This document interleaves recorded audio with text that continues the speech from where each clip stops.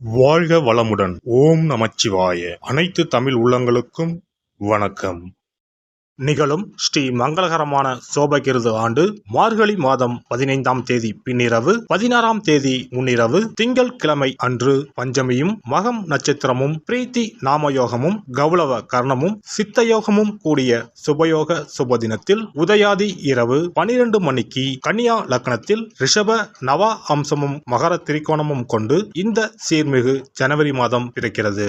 பிறக்கும் மாதம் மற்றும் வருட பிறப்பில் அனைவரும் சீரும் சிறப்புடன் ஆயுசுடனும் ஆரோக்கியத்துடனும் அனைத்து விதமான சேமங்கள் பெறவும், திருமணம் கைகூடி வரவும், சந்தான பாக்கியம் கிட்டவும், நல்ல வேலை கிடைக்கவும், வெளிநாடு பயணம் இனிதே பெறவும், வீடுமனை வாகனம் அமையவும், ஆண்டின் தொடக்க நாளில் இறைவனை திருக்கோவில்களில் சென்று வழிபாடு செய்து வருவது நல்லது.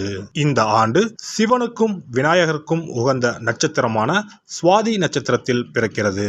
மண்ணில் வாழும் மக்களுக்கு பொன்னும் பொருளும் போகமும் செல்வாக்கும் சொல்வாக்கும் இன்னும் பெருகும். கன்னியர்களின் கவலைகள் தீரவும், காளையர்களுக்கு நல்ல உத்தியோகம் கிடைத்திடவும், எண்ணிய காரியங்கள் எளிதில் நிறைவேறவும், தைரியஸ்தானத்தில் இருக்கும் லக்னாதிபதி புதனுக்கு உகந்த தேவதையான ஸ்ரீமன் நாராயண சுவாமி மற்றும் மகம் நட்சத்திரத்திற்கு உகந்த தேவதையான விநாயகரையும் வணங்கி வர அனைத்தும் நிறைவேறும். கிரக நிலைகளை பார்க்கும் போது உலா வரும் நவ கிரகங்களும் சாரா பலத்தின் அடிப்படையில் சந்தோஷ அள்ளித்தரும் கிரக அமைப்பில் இருப்பது நன்மையே.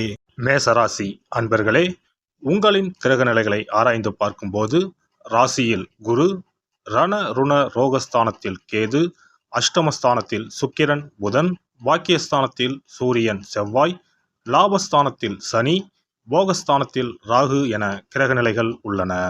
8/1/2024 அன்று புதன் பகவான் அஷ்டமஸ்தானத்தில் இருந்து பாக்கியஸ்தானத்திற்கு மாறுகிறார். 15/1/2024 அன்று சூரிய பகவான் பாக்கியஸ்தானத்தில் இருந்து தொழில் ஸ்தானத்திற்கு மாறுகிறார். 18/1/2024 அன்று சுக்கிர பகவான் அஷ்டமஸ்தானத்தில் இருந்து பாக்கியஸ்தானத்திற்கு மாறுகிறார்.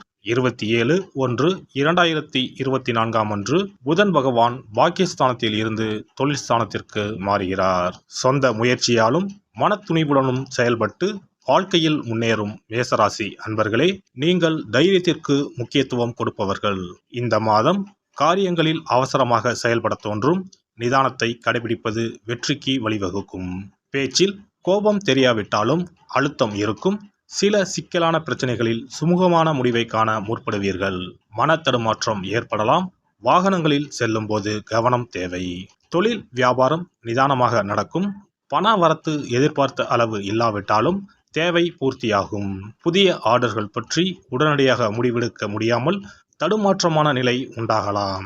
உத்தியோகத்தில் இருப்பவர்கள் வேலையில் கவனமாக இருப்பது நல்லது. வேறு வேலைக்கு முயற்சி செய்பவர்கள் சிறிது காலம் தள்ளி போடுவது சிறந்தது. குடும்பத்தில் ஏதாவது பிரச்சனை தலை தூக்கலாம். எல்லோரையும் அனுசரித்து செல்வது நன்மை தரும். கணவன் மனைவிக்கு இடையே திடீர் கருத்து வேற்றுமை உண்டாகலாம். கவனம் தேவை. பிள்ளைகளிடம் அன்பாக பழகுவது நன்மை தரும். உறவினர் வருகையில் மன வருத்தம் ஏற்படலாம். குடும்பத்தில் சுப காரியங்களுக்கான ஏற்பாடுகள் நிம்மதியை தரும். பெண்களுக்கு சிக்கலான விஷயங்களை கூட சுமூகமாக முடித்து விடுவீர்கள். மன தடுமாற்றம் இல்லாமல் நிதானமாக செயல்படுவது நன்மை தரும். கலைத்துறையினருக்கு நன்மைகள் நடக்கும் காலகட்டம். எந்த காரியத்திலும் அவசரம் காட்ட தோன்றும். நிதானமாக செய்தால் வெற்றி நிச்சயம். வீண் வாக்குவாதத்தை தவிர்ப்பது நல்லது. அரசியல் துறையினருக்கு எதிர்காலம் தொடர்பாக அவசர முடிவுகள் எடுப்பதை தவிர்த்து தீர ஆலோசித்து எதிலும் ஈடுபடவும். மாணவர்களே, கல்விக்கு தேவையான புத்தகங்கள் மற்றும் உபகரணங்கள் வாங்குவது பற்றிய கவலை நீங்கும். படிப்பில் ஆர்வம் உண்டாகும். நட்சத்திர பலன்கள். அஸ்வினி, இந்த மாதம் பணியாட்களின் ஒத்துழைப்பு கிடைக்கும். இலக்கிய துறைகளில் உள்ளவர்களுக்கு புகழ் கிடைக்கும். சக கலைஞர்கள் மூலம் சில தொந்தரவுகள் நேரிடலாம். கலைப்பொருட்கள் விற்பனை தொழில் செய்வோருக்கு லாபம் அதிகரிக்கும். அரசியல் துறையினருக்கு பெயர் புகழ் கௌரவம் யாவும் தேடி வரும். நீங்கள் எதிர்பார்த்தபடி மக்களின் ஆதரவை பெறுவீர்கள். உங்கள் பேச்சிற்கு மதிப்பும் மரியாதையும் உயரும். உங்களை நம்பி சில முக்கிய காரியங்களை கட்சி மேலிடம் உங்களிடம் ஒப்படைப்பார்கள். பரணி நட்சத்திரம். இந்த மாதம் சாமர்த்தியமான உங்களது செயல் கண்டு மற்றவர்கள் ஆச்சரியப்படுவார்கள். முக்கிய நபர்கள், அந்தஸ்தில் உயர்ந்தவர்கள் நட்பு கிடைக்கும். அதனால் கௌரவம் அதிகரிக்கும். புதிய தொடர்புகள் மகிழ்ச்சி தரும். புதிய நபர்களின் அறிமுகம் உண்டாகும். அதனால் நன்மை உண்டாகும். மகான்களின் சந்திப்பு ஏற்படும். தங்கள் பிள்ளைகளுக்கு வரன் தேடும் பெற்றோர்களுக்கு நல்ல சம்பந்தம் வந்து சேரும். மாணவர்களுக்கு கல்வியில் இருந்த தடைகள் நீங்கும், திறமை வெளிப்படும். ஆசிரியர்களுடன் நல்ல உறவு ஏற்படும், பெற்றோர் ஆதரவாக இருப்பார்கள். கார்த்திகை 1ஆம் பாதம். இந்த மாதம் துன்பமும் தொல்லையும் நீங்கும், மனோதைரியம் அதிகரிக்கும். ஊழியர்களுக்கு வரவேண்டிய அனைத்தும் வந்து சேரும், கேட்ட இடத்திற்கு மாறுதல் கிட்டும். நீங்கள் எடுக்கும் முடிவுகள் நல்ல வாய்ப்புகளை பெற்றுத்தரும். மற்றவர்களுக்கு உதவிகரம் நீட்டுவதில் தயங்க மாட்டீர்கள், எதிலும் ஆதாயம் கிடைக்கும். பேச்சு திறமை அதிகரிக்கும். எதிர்பாலினத்தவரிடம் பழகும்போது கவனம் தேவை. நண்பர்கள் மூலம் வீண் அலைச்சல் குறையும், நேரம் தவறி உணவு உண்ண வேண்டி இருக்கும். உத்தியோகத்தில் இருப்பவர்களுக்கு நிலுவையில் இருந்த பணம் வந்து சேரும். முருகனுக்கு பால் பாயசம் நிவேதனம் செய்து வணங்கி வர பல நாட்களாக இழுபறியான காரியம் வெற்றிகரமாக முடியும், மனக்கவலை நீங்கும். இம்மாதம் அதிர்ஷ்ட கிழமைகள் செவ்வாய், புதன், வெள்ளி. சந்திராஷ்டம தினங்கள் 8, 9. அதிர்ஷ்ட தினங்கள் 1, 2, 28 மற்றும் 29. சிறப்பு பரிகாரங்கள். வீட்டில் இருக்கக்கூடிய சிறு சிறு அமைப்புகளை மாற்றி அமைத்தாலே வருமானம் அதிகரிக்கும் என்று சாஸ்திரங்கள் கூறுகின்றன. அந்த வகையில் பணம் குறைவதற்கான காரணம் என்ன, வருமானம் அதிகரிக்க அலமாரியை எப்படி வைத்திருக்க வேண்டும், வீட்டை எப்படி வைத்திருக்க வேண்டும் என்பதை பார்ப்போம். பணம் வைக்கும் அலமாரியின் மீது குபேரர் சிலையை வைத்தால் பண வரவு தடை இல்லாமல் கிடைக்கும் என்பது நம்பிக்கை. குபேரன் இருக்கக்கூடிய இடம் வடக்கு. எனவே அலமாரியின் மீது குபேரன் சிலையை வைக்கும் பொழுது வடக்கு திசையை நோக்கி வையுங்கள், சிறப்பான பணவரவு உண்டாகும். பணம் வைக்கக்கூடிய அலமாரியில் தங்கம் மற்றும் வெள்ளி போன்ற பொருட்கள் இடம்பெறலாம். இவற்றை ஒரு சிறிய கண்ணாடியில் தெரியும்படி லாக்கருக்கு உள்ளே அமையுங்கள். அந்த இடத்தில் பச்சை நிற புடவை உடுத்திய கஜலட்சுமி படம் ஒன்றை வையுங்கள்.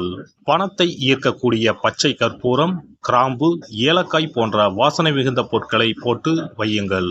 உங்க பீரோ இப்படி இருந்தால் பணம் குறையாது, சேர்ந்து கொண்டே இருக்கும். பணம் வைக்கும் அலமாரியின் உள்ளே மற்ற தேவையில்லாத பொருட்களை அப்புறப்படுத்துங்கள். புதிய துணிமணிகள் அல்லது அனுதினம் பயன்படுத்தக்கூடிய துணிமணிகளை அழகாக நேர்த்தியாக அடுக்கி வையுங்கள். பூச்சிகள், தூசுகள் சேராமல் ரசக்கற்பூரத்தை போட்டு வையுங்கள். கூர்மையான ஆயுதங்கள் அல்லது இரும்பு சார்ந்த பொருட்களை வைக்காதீர்கள். இது சனி தோஷத்தை ஏற்படுத்தும், பணத்தை சேரவிடாது தடுக்கும். பணம் வைக்கக்கூடிய இடத்தில் சிவப்பு நிறம் சார்ந்த பொருட்கள் இருப்பது நல்லது, ஆனால் கருப்பு நிற பொருட்களை தவிர்ப்பது உத்தமம். லட்சுமி தேவிக்கு சிகப்பு உகந்தது என்பதால் சிகப்பு நிற துணிகளை அல்லது பொருட்களை அடுக்கி வைக்கலாம். ஆனால் கருப்பு நிற துணிமணிகள் மற்றும் பொருட்களை அங்கிருந்து அப்புறப்படுத்துவது நல்லது. இதுவும் பணத்தடையை உண்டாக்கக்கூடிய ஒரு விஷயமாக இருக்கிறது. உங்கள் வீட்டின் பீரோவிற்கு பின்னால் பழைய கிழிந்து போன பாய் அல்லது துடைப்பம் வைப்பது அதிர்ஷ்டத்தை தடுக்கும் செயலாகும். கிழிந்து போன, நைந்து போன துணிமணிகள், பாய், துடைப்பம் போன்றவற்றை ஒருபோதும் வீட்டில் வைத்திருக்க கூடாது. அதை குப்பை தொட்டியில் போட்டு விடுங்கள். வீண் விரயம், மருத்துவ செலவுகள், அனாமத்தாக பணம் செலவழிவது போன்றவை இருந்தால் உங்களுடைய வீட்டில் இருக்கக்கூடிய கழிவறை மற்றும் பாத்ரூம் கதவுகளை எப்பொழுதும் மூடி வைத்திருக்கிறீர்களா என்பதை கவனியுங்கள். பழங்காலங்களில் இவை வெளியே இருந்தன, ஆனால் மாடர்ன் உலகில் வீட்டிற்கு உள்ளே இருப்பதால் இவற்றை திறந்த நிலையில் வைத்திருந்தால் பணமானது வீண் செலவழியும் என்று வாஸ்து சாஸ்திரம் கூறுகிறது. வீட்டின் பின்புறம் ஒற்றை மரம் இருப்பது நல்லதல்ல. ஒற்றை மரம் பின்புறம் இருந்தால் குடும்பத்திற்கு ஆகாது. சண்டை சச்சரவுகள் அடிக்கடி வரும் என்று நம்பப்படுகிறது. மேலும் இது பணத்தடையை ஏற்படுத்தி வருமானத்தை குறை செய்யும்.